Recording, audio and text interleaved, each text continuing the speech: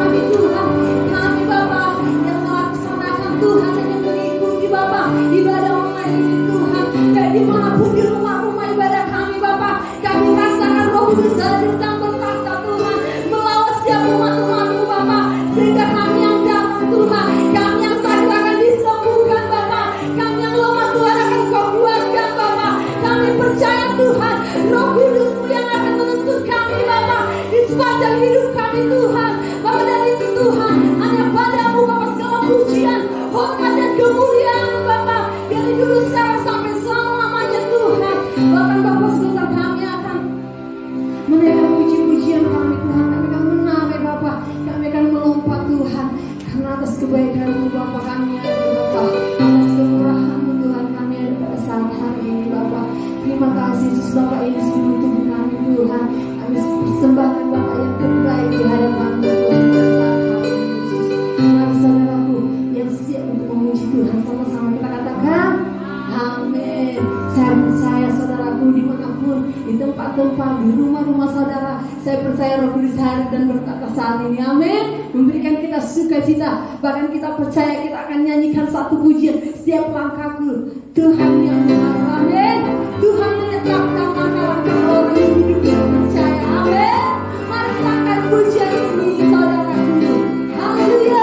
Katakan Tuhan menetapkan langkah-langkah orang yang hidupnya berkenan kepadanya. Apabila ia jatuh, apabila ia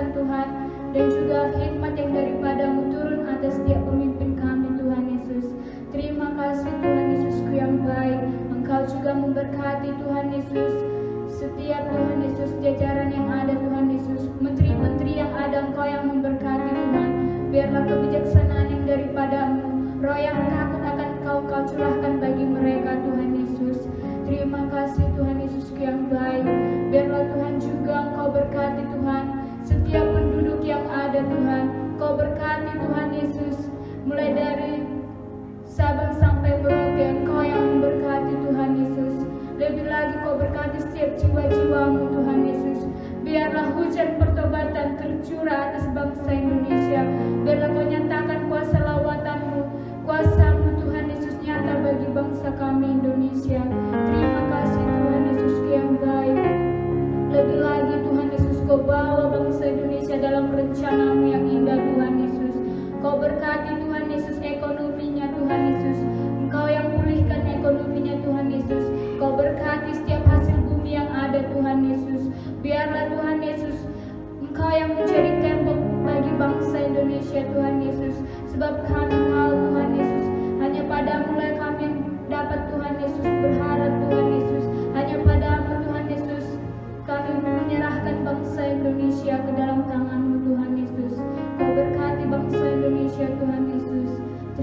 kasih Tuhan, terima kasih. Hanya inilah doa anakmu Tuhan Yesus, hanya di dalam nama Tuhan Yesus, biarlah kehendak-Mu yang terjadi bagi bangsa kami Indonesia. Haleluya, haleluya.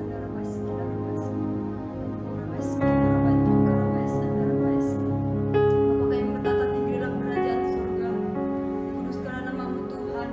Datanglah kerajaan-Mu Bapa yang baik. Biarlah kehendak-Mu atas bangsa Malaysia seperti di surga Tuhan. Biarlah kehendak-Mu atas bangsa ini Bapa yang baik. Bapa yang baik, Bapa yang bertahta. Pada saat ini Tuhan, dengan kerendahan hati kami membawa bangsa ini kepada-Mu Tuhan. Dengan kerendahan hati kami mengangkat tangan kami kepada bangsa Malaysia Tuhan. Lebih lagi berkati bangsa ini Tuhan, urapi bangsa ini Tuhan, pulihkan bangsa ini Tuhan. Sesungguhnya biarlah berkat yang daripada surgawi, damai sejahtera yang daripada ilahi nyata atas bangsa ini Tuhan. Kami rindu Tuhan, biarlah hari-hari ini Tuhan, setiap umat-umat bahkan setiap jiwa-jiwa yang ada atas bangsa Malaysia ini dipenuhi oleh Roh Kudus, bahkan mereka boleh mengalami pengenalan akan Engkau Bapa yang baik. Oleh sebab itu bekerjalah Engkau Roh Kudus atas bangsa Malaysia, bekerjalah atas bangsa Malaysia, mulai daripada pemerintahannya Tuhan, baik itu kerajaan, Perdana Menteri, Sultan-Sultan. Engkau memberkati Bapa yang baik, biarlah Engkau melimpahkan Roh Kudus atas setiap pemimpin-pemimpin yang ada atas bangsa ini Tuhan. Biarlah setiap pemimpin-pemimpin yang ada hari-hari ini boleh mengayomi setiap masyarakatnya dengan baik Bapa. Oleh sebab itu Tuhan, mari lebih lagi Tuhan, nyatakan karya-Mu atas bangsa ini Tuhan. Untuk setiap suku-suku bangsa, suku-suku yang ada atas bangsa ini boleh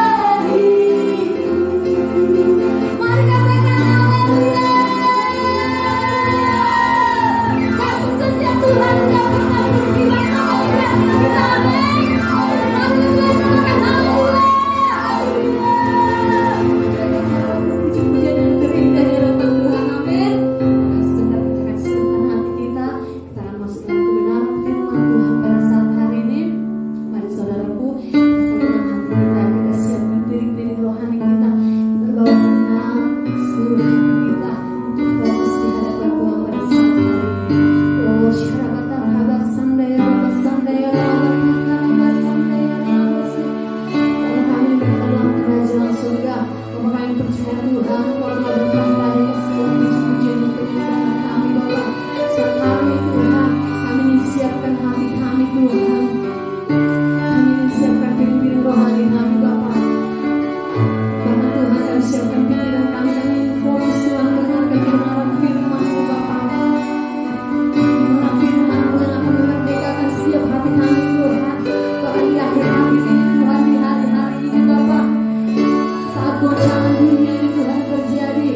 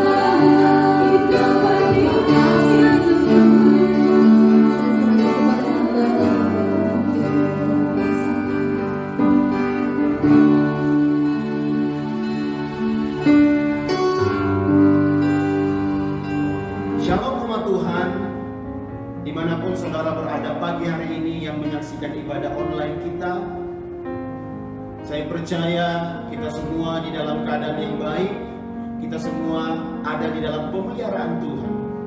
Pagi hari ini sebelum kita mendengarkan firman Tuhan, terlebih dahulu kita mau berdoa buat kebenaran firman Tuhan ini, sehingga kita diberikan pengertian yang baru dari Roh Kudus. Mari kita berdoa. Bapa, kami bersyukur Tuhan Yesus buat hadirat lawatan-Mu yang Engkau nyatakan bagi setiap kami pagi hari ini. Nyatakan hadirat Tuhan lebih lagi di dalam pemberitaan firman Tuhan ini, sehingga setiap kami yang mendengar ya Tuhan beroleh pengertian yang baru ya Tuhan. Bahkan Engkau yang menguduskan hamba-Mu, mengurapi hamba-Mu, Engkau mengurapi semua kami ya Tuhan Yesus. Terima kasih Tuhan. Berbicaralah Engkau pagi hari ini. Di dalam nama-Mu kami bersyukur. Haleluya. Amin. Puji nama Tuhan. Pagi hari ini saya mau mengajak saudara melihat satu kebenaran firman Tuhan, di mana di dalam minggu terakhir ini saudara, Tuhan taruhkan di dalam hati saya untuk saya sampaikan bagi setiap kita.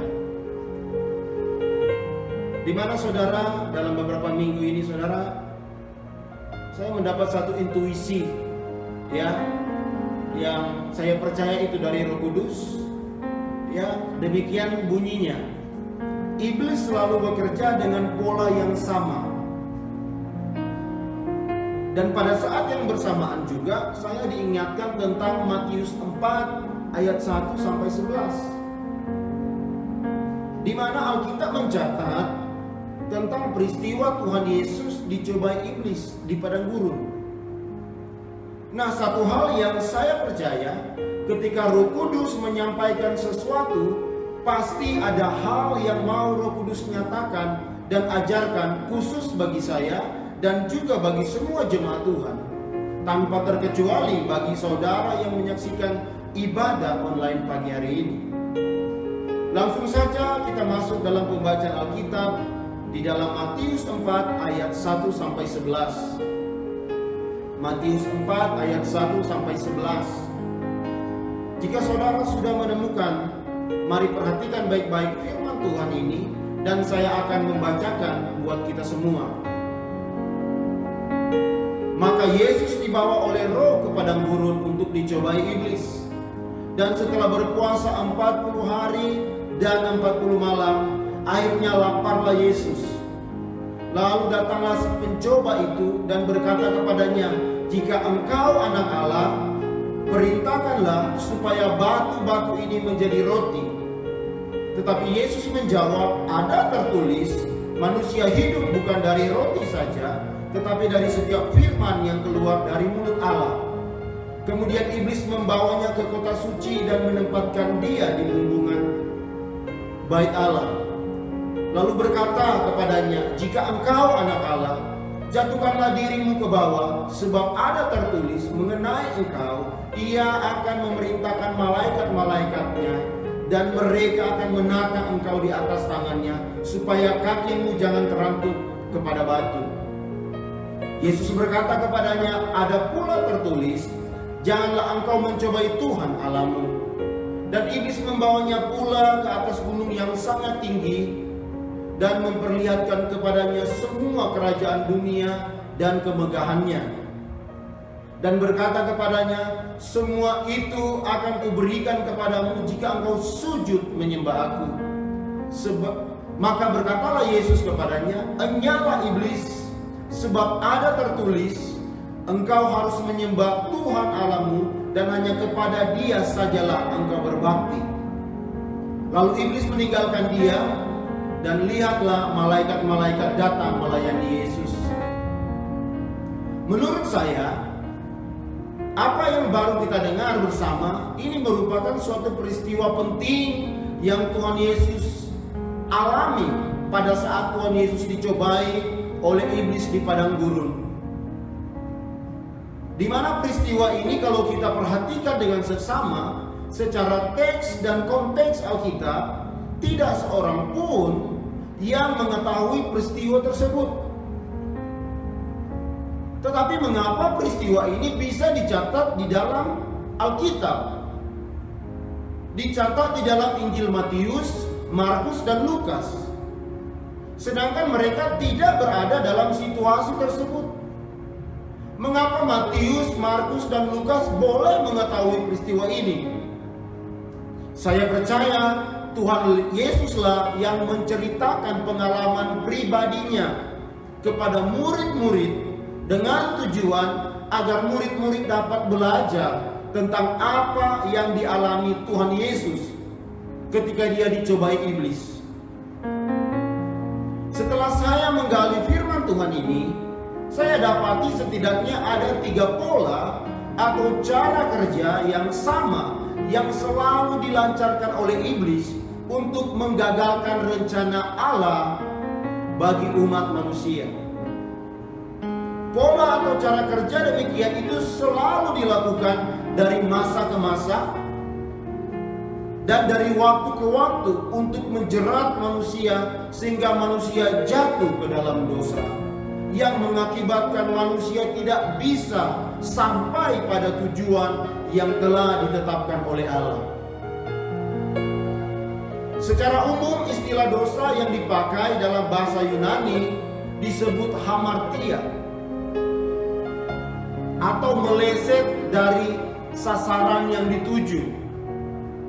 Definisi dosa juga bisa kita lihat di dalam Perjanjian Lama dalam kitab Kejadian 4 ayat 7. Menggunakan kata Ibrani kata'ah atau gagal. Kata ini berasal dari kata kerja verba yaitu gata. Berarti melakukan dosa tidak mengenai gagal. Ibarat seorang pemanah yang melepaskan anak panahnya, tetapi anak panahnya tidak mengenai sasaran.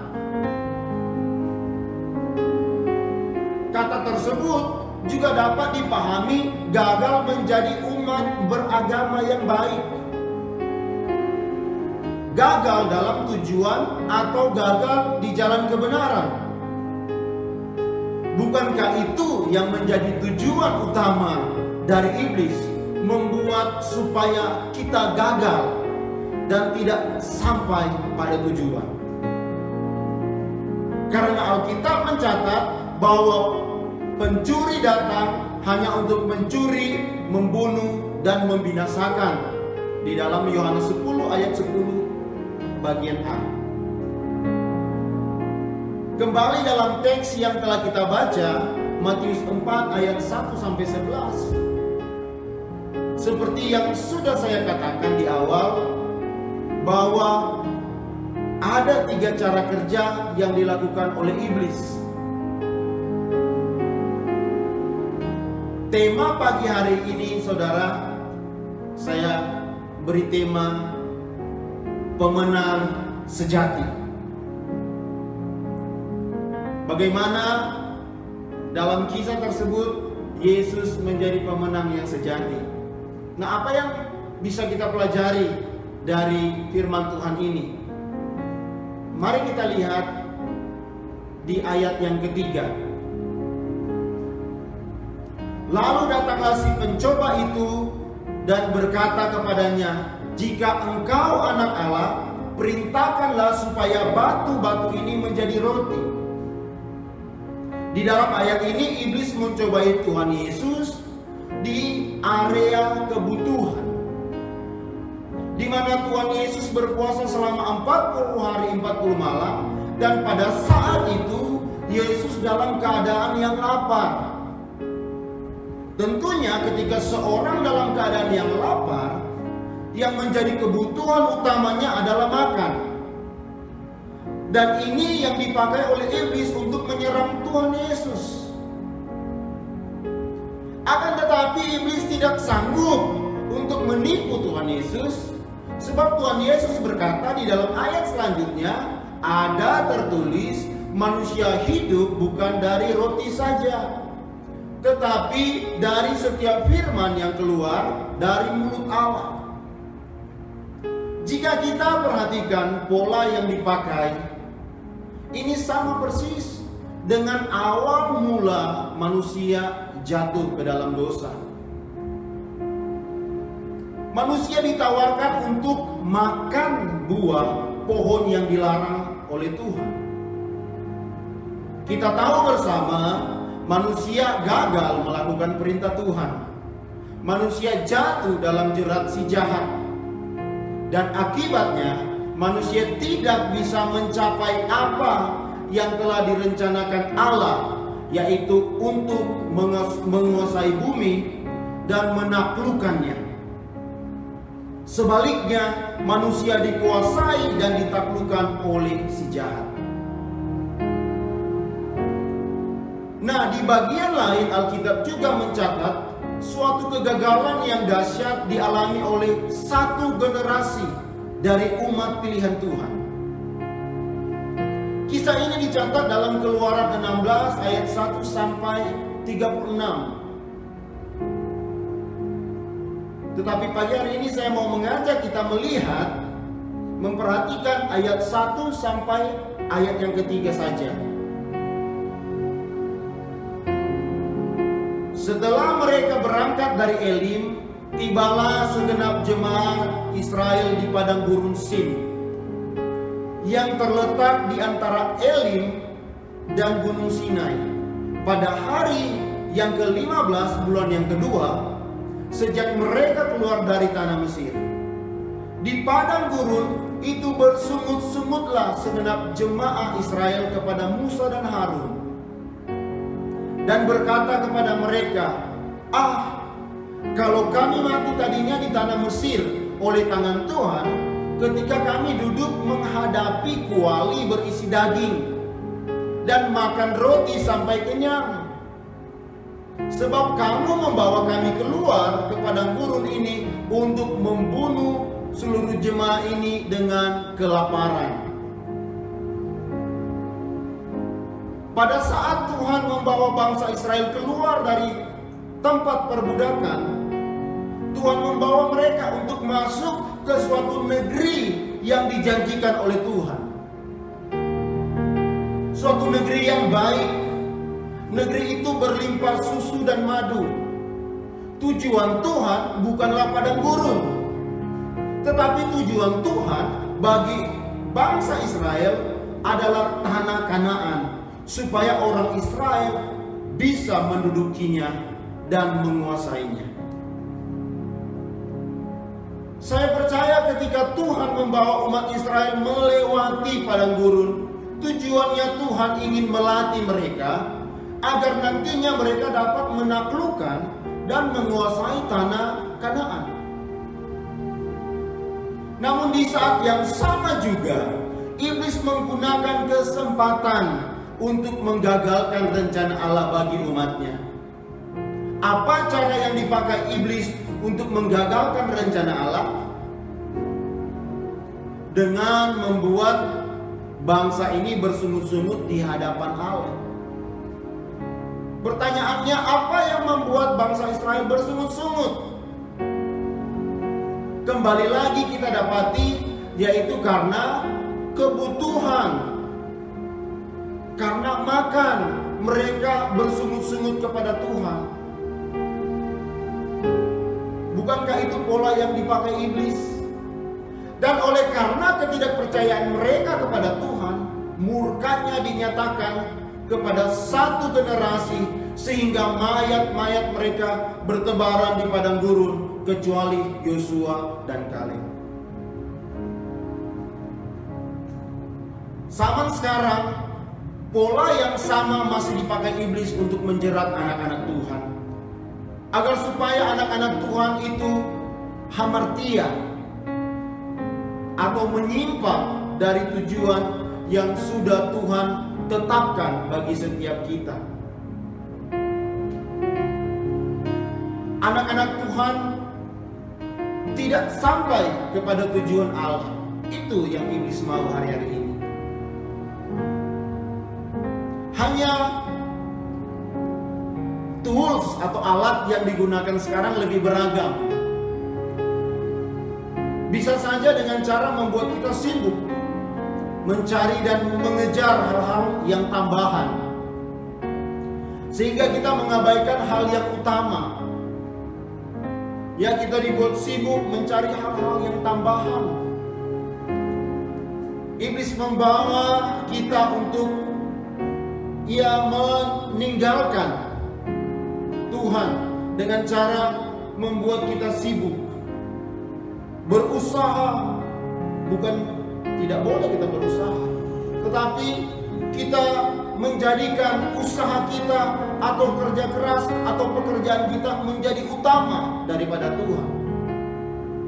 Sedangkan di Matius 6 ayat 33 dan 34 firman Tuhan katakan, tetapi carilah dahulu kerajaan Allah dan kebenarannya, maka semuanya itu akan ditambahkan kepadamu. Sebab itu janganlah kamu khawatir akan hari besok, karena hari besok mempunyai kesusahannya sendiri. Kesusahan sehari cukuplah untuk sehari. Tuhan mau kita mengutamakan kerajaan Allah dan kebenarannya, tetapi iblis tidak mau hal itu terjadi. Maka iblis akan mencoba untuk membuat umat-umat Tuhan tidak fokus dengan kerajaan Allah dan kebenarannya.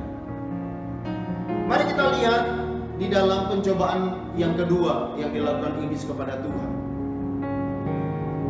Ya, di ayat yang kelima katakan, kemudian iblis membawanya ke kota suci dan menempatkan dia di bumbung bait Allah.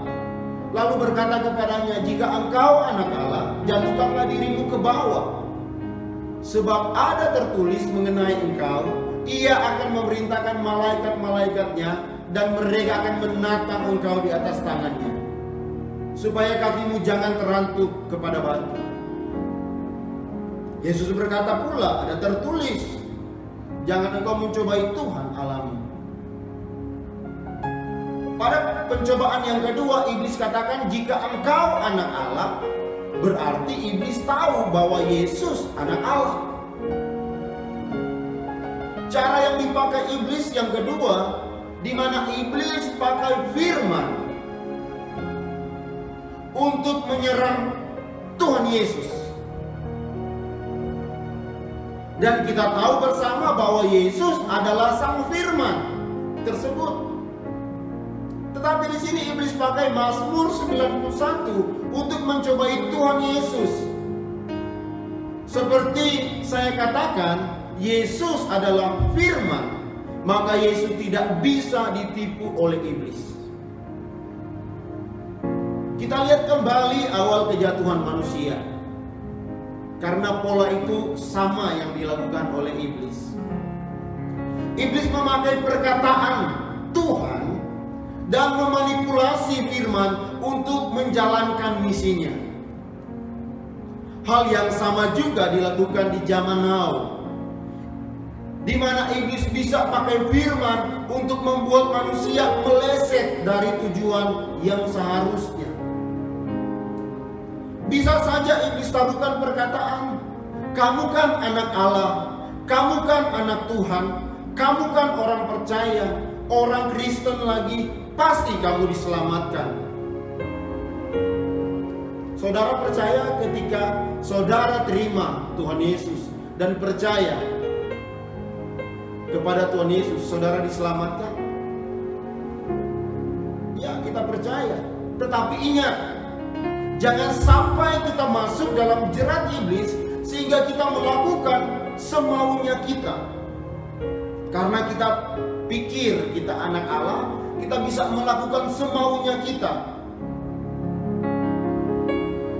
Kita menjatuhkan diri kita ke dalam berbagai macam dosa dan berharap Tuhan akan menyelamatkan kita. Kita tahu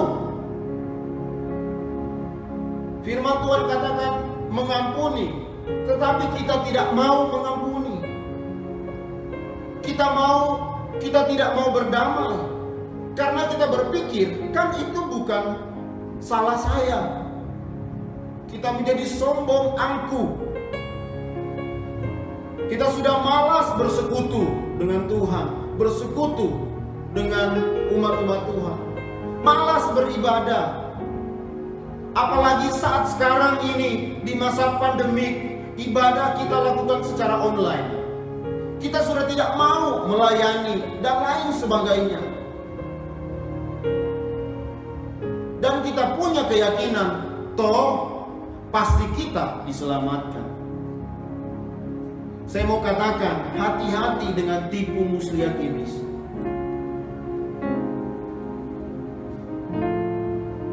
Karena firman Tuhan berkata dalam Matius 7 ayat 23, pada waktu itu aku akan berterus terang kepada mereka dan berkata, aku tidak pernah mengenal engkau, enyalah daripadaku kamu sekalian pembuat kejahatan. Saudara tahu kisahnya. Oleh sebab itu jangan kita sampai tertipu oleh iblis. Nah, kita lihat di dalam pencobaan yang ketiga. Dan iblis membawanya pula ke atas gunung yang sangat tinggi dan memperlihatkan kepadanya semua kerajaan dunia dengan kemegahannya. Dan berkata kepadanya, semua itu akan kuberikan kepadamu jika engkau sujud menyembah aku. Maka berkatalah Yesus kepadanya, enyalah iblis, sebab ada tertulis, engkau harus menyembah Tuhan Allahmu, dan hanya kepada Dia sajalah engkau berbakti. Ini merupakan titik puncak dari pencobaan yang dilakukan iblis kepada Tuhan Yesus. Sehingga si jahat harus benar-benar meyakinkan Tuhan Yesus, karena ini adalah kesempatan terakhir. Apa yang dipakai iblis dalam hal ini? Iblis menawarkan segala kemegahan dunia hanya untuk ditukar dengan penyembahan. Mengapa iblis mau Yesus harus menyembahnya? Karena pada saat Yesus memberikan penyembahan kepada iblis, maka saat itu iblis akan menduduki takhta Tuhan Yesus, di mana Tuhan Yesus yang dari semula ditentukan Allah menjadi raja atas alam semesta dan semua ciptaan.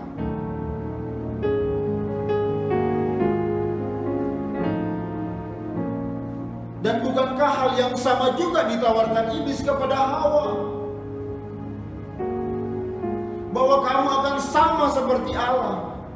Iblis mau Yesus menyembah dia supaya iblis menjadi Allah, berkuasa atas semua ciptaan. Demikian iblis menggoda Hawa, dan iblis katakan, kamu nanti akan seperti Allah. Itu merupakan pola yang sama yang dipakai.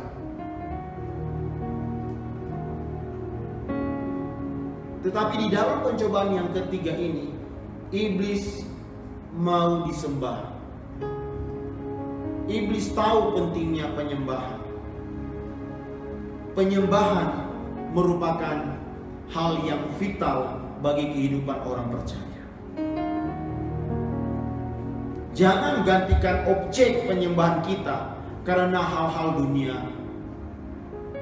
Objek penyembahan kita hanyalah Tuhan Yesus. Yang percaya katakan amin. Objek penyembahan kita hanyalah Tuhan Yesus, tidak ada yang lain. Jangan jadikan hal-hal yang lain itu lebih berharga daripada Yesus, atau hal-hal yang lain itu yang harus kita puja dan kita sembah. Yesus yang harus disembah. Dari apa yang sudah saya sampaikan, ada 3 cara untuk kita menjadi pemenang sejati.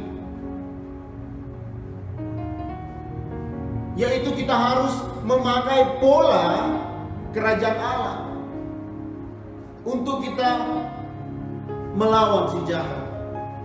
Bagaimana iblis memakai pola yang sama dari awal penciptaan, di zaman umat pilihan, Di zaman Tuhan Yesus, bahkan sampai pada zaman ini, itu polanya sama. Mungkin toolsnya atau alat yang digunakan mungkin berbeda-beda, tetapi polanya sama. Kita juga diajarkan Tuhan Yesus untuk bisa menjadi pemenang yang sejati. Kita harus menggunakan pola yang diajarkan oleh Tuhan Yesus. Ada 3 pola yang diajarkan oleh Tuhan Yesus supaya kita menjadi pemenang yang sejati. Dari apa yang sudah saya jelaskan tadi, ada 3 pola yang harus kita lakukan. Yang pertama, jadikan firman Tuhan sebagai kebutuhan utama dalam kehidupan kita.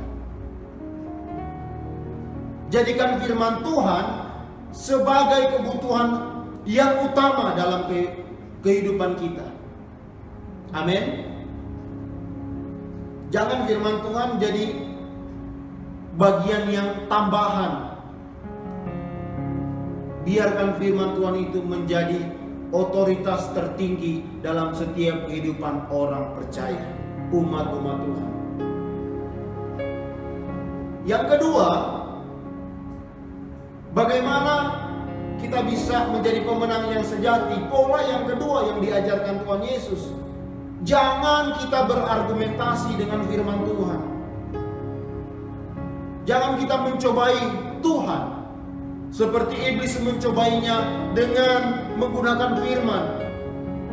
Jangan kita berargumentasi dengan firman Tuhan, dengan Tuhan. Kita harus menundukkan pikiran kita kepada pikirannya Kristus.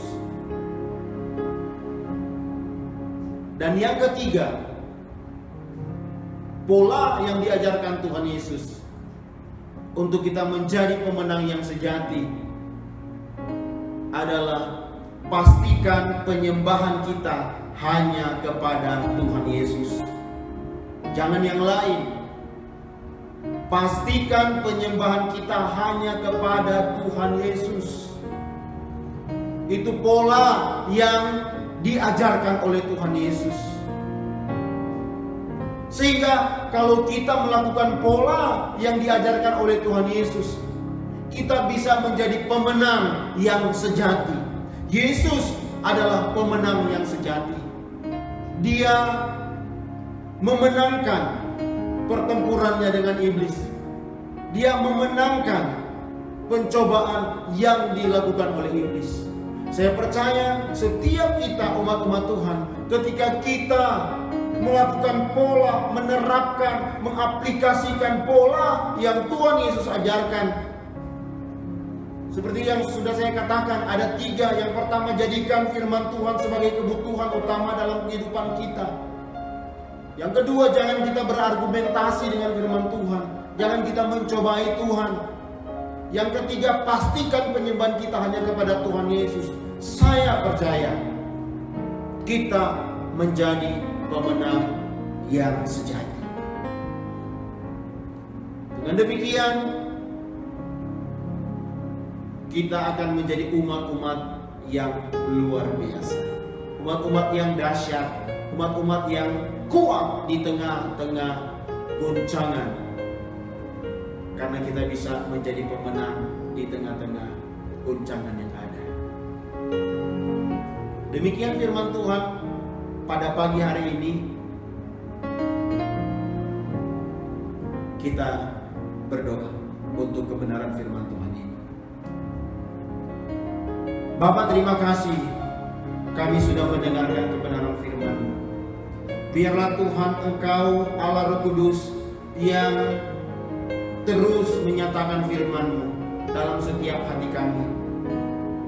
Engkau yang mengajarkan lebih dalam lagi bagi setiap umat-umat-Mu ya Tuhan. Pemahaman-pemahaman yang daripadamu Engkau nyatakan bagi setiap umat-umat-Mu. Sehingga Tuhan, setiap kami mengalami perubahan hidup. Kami tidak kalah oleh iblis, tetapi kami boleh menang, menjadi pemenang yang sejati. Sebab kami sudah belajar ada 3 pola yang Tuhan ajarkan. Terima kasih Tuhan Yesus buat pagi hari ini. Biarlah Tuhan firman-Mu itu tinggal tetap dalam hati kami, tumbuh berbuah 30, 60, bahkan 100 kali lipat dalam setiap kehidupan kami, sehingga nama Tuhan dipermuliakan dalam segala kehidupan kami. Terima kasih Tuhan Yesus, kami bersyukur buat pagi hari ini. Kami berdoa dan mengucap syukur kepadamu. Haleluya. Semua yang diberkati sama-sama kita katakan amin. Yang di surga dikuduskanlah namamu, datanglah kerajaanmu, jadilah kehendakmu di bumi maupun di surga. Terima kasih Bapa buat pada hari ini. Kami mengucap syukur Bapa buat ibadah yang akan kami lakukan buat pagi hari ini. Terima kasih Bapa, kami bersyukur buat hari yang indah, Engkau senantiasa menyertai kami. Terima kasih Bapa kami buat Injil kebenaran-Mu di tempat ini. Kiranya Engkau memberkati Injil kebenaran-Mu di tempat ini melalui hamba-Mu Pastor Pani ya Bapa. Biarlah Injil kebenaran-Mu ini menjadi pelita bagi kaki kami, bahkan terang bagi jalan-jalan setiap kami ya Bapa. Terima kasih Bapa, terima kasih ya Roh Kudus buat Injil kebenaran-Mu. Hamba-Mu juga mengucap syukur Bapa buat hamba-Mu Pastor Pani yang telah menyampaikan isi hati-Mu di tempat ini. Kiranya Engkau memberkati hamba-Mu ini lebih lagi Bapa. Pengurapan yang baru, hikmat yang baru Engkau limpahkan atas hamba-Mu ini. Bahkan kemanapun hamba-Mu ini melayani, Engkau memberkatinya. Bahkan kekuatannya, kesehatannya, keluarganya, kemanapun hamba-Mu ini melangkah, Engkau memberkati di dalam nama Tuhan Yesus. Melalui hamba-Mu ini Tuhan, banyak jiwa yang diselamatkan ya Tuhan Yesus. Terima kasih Bapa, terima kasih ya Roh Kudus. Hamba-Mu juga mengucap syukur Bapa atas setiap pemimpin-pemimpin rohani kami, mulai daripada Pak Niko Notora Harjo, Pastor Johan Handoyo, Pastor Irwan Wijaya, Pastor Winson Simamora, Pastor Abraham, bahkan Pastor Pani di tempat ini. Kiranya Tuhan Yesus Engkau senantiasa melingkupi setiap mereka, kemanapun mereka melangkah, Engkau yang memberkati setiap mereka. Kekuatan, kesehatan, damai sejahtera Allah melimpah-limpah atas setiap mereka. Bahkan Tuhan Yesus, pengurapan yang baru, hikmat yang baru, misi-misi-Mu Engkau nyatakan atas setiap hamba-hamba-Mu ini. Melalui setiap hamba-hamba-Mu ini ya Bapa, Engkau memberikan jiwa-jiwa yang baru atas setiap mereka, dimanapun mereka berada. Terima kasih Bapa, terima kasih ya Roh Kudus. Kami mengucap syukur, kami melepaskan damai sejahtera Allah atas setiap pemimpin-pemimpin rohani kami. Kami bersyukur ya Bapa. Terus Tuhan Yesus, kami berdoa buat ketiga bangsa, bahkan ketiga kota, mulai daripada Indonesia, Malaysia sampai ke Israel. Engkau yang memberkati ketiga bangsa ini Bapa, penduduknya, pekerjaannya, bahkan Tuhan Yesus, setiap apa yang ada di bangsa ini ya Tuhan Yesus, damai sejahtera-Mu melimpah-limpah atas ketiga bangsa ini. Bahkan ketiga kota, Pasir Gudang ya Bapa, Batu Pahat sampai ke Sungai Ringgit. Engkau memberkati ketiga kota ini. Melalui ketiga kota itu banyak jiwa-jiwa yang diselamatkan di dalam nama Tuhan Yesus. Kami percaya pemulihan atas setiap jiwa-jiwa terjadi Bapa atas ketiga kota. Terima kasih Bapa, terima kasih ya Roh Kudus. Kami lepaskan damai sejahtera atas ketiga kota, bahkan ketiga bangsa ya Tuhan Yesus. Terima kasih juga Tuhan, kami berdoa buat setiap hamba-hamba-Mu, setiap pekerjaan-pekerjaan hamba-hamba-Mu ya Bapa, maupun di kilang, di restoran, bekerja sendiri atau apapun bisnis ya Tuhan Yesus. Engkau yang memberkati setiap hamba-hamba-Mu ini, jiwa-jiwa-Mu ini ya Bapa. Kami mengucap syukur Bapa atas setiap pekerjaan jiwa-jiwa. Biarlah melalui pekerjaan ini Kau nyatakan atas kasih-Mu atas setiap jiwa-jiwa. Kau limpahkan berkat-Mu ya Bapa. Terima kasih Bapa, terima kasih ya Roh Kudus. Kami juga berdoa Bapa buat setiap persembahan-persembahan yang ada, ucapan syukur perpuluhan, bahkan Tuhan Yesus pemberiannya Bapa sukacita. Engkau berkati jiwa-jiwa melalui persembahan ini ya Tuhan Yesus. Kiranya Tuhan Yesus Engkau memberkati tangan-tangan yang memberi 30, 60, bahkan 100 kali lipat Kau limpah-limpahkan. Melalui keuangan ini Tuhan Yesus Engkau memberkati setiap gereja-Mu ya Bapa. Terima kasih Bapa, hamba mengucap syukur Bapa buat setiap persembahan. Biarlah Tuhan Yesus Engkau memberkati roti makanan kami, air minuman kami, sehingga Engkau menjauhkan kami daripada sakit penyakit. Terima kasih, kami bersyukur ya Bapa. Kami serahkan semua ibadah kami ini ke dalam tangan pengasihan-Mu. Kami bersyukur. Terima kasih Bapa. Di dalam nama Tuhan Yesus kami mengucap syukur. Haleluya.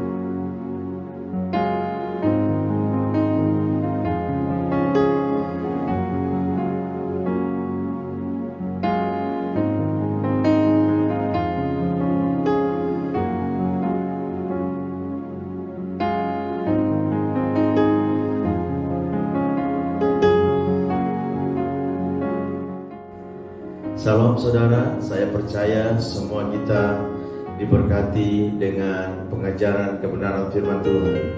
Amin.